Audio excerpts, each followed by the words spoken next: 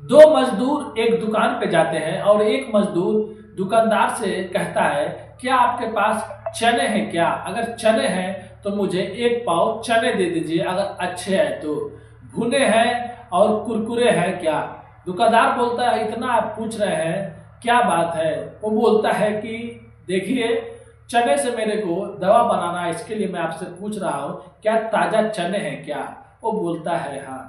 अब वहां से वो एक पाव चने ले लेता है और उसका दोस्त वो कुछ नहीं लेता है और दोनों लोग घर चले जाते हैं।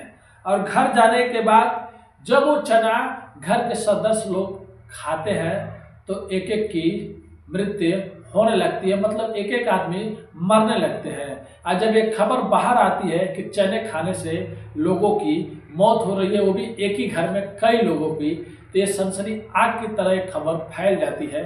फिर उसके बाद पुलिस या प्रशासन इसकी जांच में लग जाती है। तो चलिए पूरी कहानी की इसको बताएंगे आप लोगों को। उससे पहले आप लोग से रिक्वेस्ट करते हैं, अगर आप हमारे चैनल पर नए हैं तो चैनल को सब्सक्राइब, लाइक, शेयर, कमेंट करना मत भूलिए।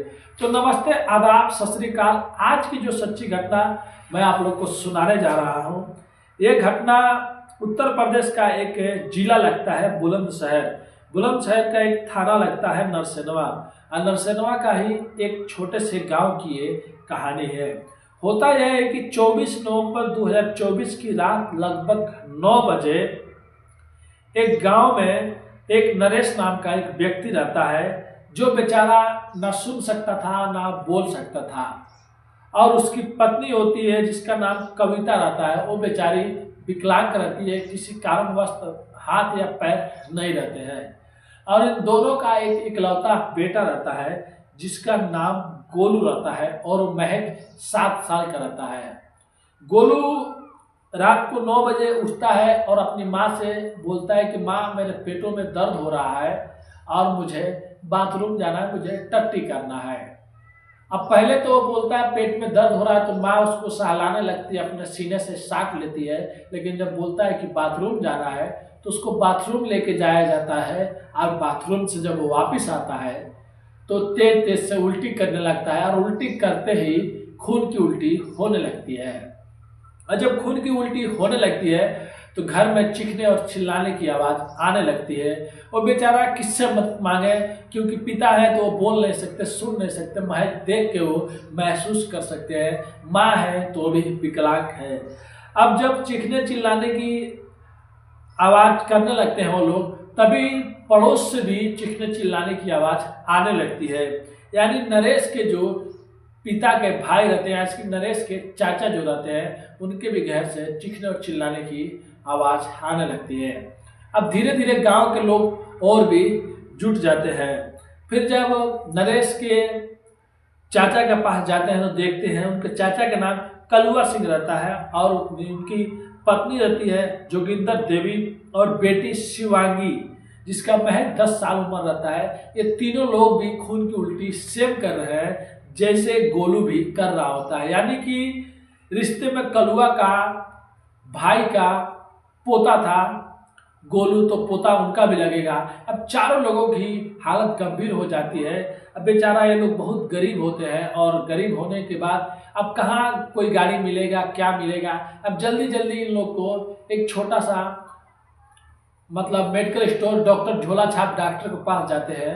वहाँ पे जाने के बाद वो झोला छाप छाप डॉक्टर बोलता है कि इन लोग को जल्दी से जल्दी आप बड़े हॉस्पिटल में लेके जाइए, और उन लोग का नब्ज चेक करता है। लेकिन वहीं पे कलुआ सिंह जो उनके चाचा होते हैं, उनका बेचारे का मृत्यु हो गई रहती है। लेकिन वो झोला छाप डॉक्टर को मालूम नहीं रहता है कि वो बताता नहीं है। और जब वहाँ से वो लोग लेके जाते हैं तो और लोग जब हाथ चेक करते हैं तो वो बोलते हैं कि इनका तो जान पहले से ही जा चुकी है। और फिर जब वहाँ से एक सरकारी हॉस्पिटल लगता है, वहाँ पे लेके जाते हैं स्वास्थ्य केंद्र पे, और वहाँ पे जोगिंदर देवी और शिवांगी और गोलू को एडमिट किया जाता है। फिर गोलू का भी जान चला जाता है, जो अपने माँ बाप का इकलौता बेटा था, इकलौता उन लोग का आंखों का तारा था। क्योंकि पिता थे तो वैसे थे, ना बोल सकते थे ना सुन सकते थे। माँ थी वो भी विकलांग थी। बेचारा इकलौता बेटा छोड़ के चला गया। जब कलुआ सिंह और उनके पोते गोलू का देहांत हो जाता है, उसके बाद पुलिस बताती है कि हम लोग को ये बॉडी दे दीजिए, हम लोग पोस्टमार्टम कराएंगे तो पता चलेगा आखिर में बात क्या था और किस कारणवश ये सब हुआ है। फिर उधर घर वाले से भी पूछताछ होता है तो घर वाले बोलते हैं कि पापा जो थे उनके, जो कलुआ सिंह थे, वो बाजार से चने लाए थे 1 पाव, और चना लाने के बाद जब घर में आए तो जो छोटा बच्चा गोलू रहता है, वो इकलौता घर का एक लड़का रहता है, सब कोई उसको लाड प्यार करते थे। तो दौड़ता हुआ अपने दादा के पास जाता है, जो दादा के भाई रहते हैं, और बोलता है कि दादा क्या लेके आए हैं। अब वो बताते हैं बेटा कुछ लाया नहीं हूँ, बस मैं थोड़ा सा चने लेके आया हूँ, और चने हैं तो खा लो।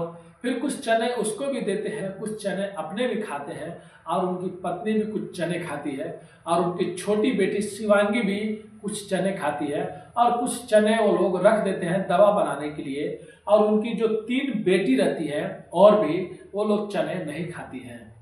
और उसके बाद ये सब होने लगता है। उसके बाद जब रात को 9 बजता है तो सबको खून की उल्टी और पेट में दर्द होने लगता है। अब पुलिस को समझ में नहीं आ रहा था कि ऐसे कैसे हो सकता है कि किसी का चने खाने से उन लोगों की मौत हो जाएगी, और बाहर में भी आग की तरफ फैल गया कि चने खाने से बारी बारी घर के लोगों की जान जाने लगी। अब उसके बाद 25 नवंबर की रात या 26 नवंबर की सुबह में ही जोगिंदर देवी जो रहती है कलुआ सिंह की पत्नी, उनकी भी जान चली जाती है। अब पुलिस इस बार घर वालों से पूछती नहीं है कि हम पोस्टमार्टम करेंगे या करवाएंगे। पुलिस उस लाश को कब्जे में ले लेती है, और घर वाले मना करते हैं कि हमको पोस्टमार्टम नहीं करवाना है। लेकिन पुलिस को अब इसको राज को पर्दाफाश करना था, सच्चाई जानना था कि आखिर में ऐसे कैसे हो रहा है कि घर के हर लोग जो जो चने खाए सब कोई मर रहा है। अब नहीं चाहते हुए भी पुलिस उस जोगिंदर देवी जी की लाश को पोस्टमार्टम के लिए भेज देती है। लेकिन ऐसा कुछ नहीं बाहर आता है जिससे कोई कह सकता है कि चने खाने से किसी का मृत्यु हो सकती है। और सीएमओ का भी रिपोर्टर सीएमओ ने भी मीडिया को और जो भी लोग हैं उनको बताया कि किसी का भी चने खाने से मौत नहीं हो सकती है, और लोग ऐसे भी बातें कर रहे हैं शायद फूड पॉइजनिंग हो गया होगा। तब किसी को कुछ भी खबर नहीं है, किसी को कुछ भी मालूम नहीं है, और पुलिस अपनी तहकीकात में, अपनी खोजबीन में लगी हुई है।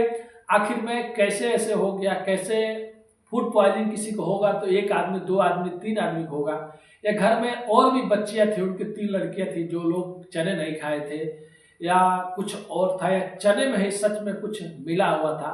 तब पुलिस अपनी ओर से तफ्तीश कर रही है, अपनी ओर से छानबीन कर रही है। अब जो भी सामने निकल के आएगा तो पुलिस जरूर पता लगाएगी, या जो भी अगर पता चलेगा तो आप लोग को मैं अगले वीडियो में जरूर बताऊंगा। लेकिन यहाँ पर आप लोग देख सकते हैं, जिनकी 4 बेटियां थी उनके माता पिता इस दुनिया से चले गए, और जो नरेश थे और कविता जो विकलांग थे, जो इनके पिता देख नहीं सकते थे, सुन नहीं सकते थे, उनका इकलौता बेटा बेचारा गोलू जो उन्हीं लोग का सहारा था, वो भी छोड़ के चला गया।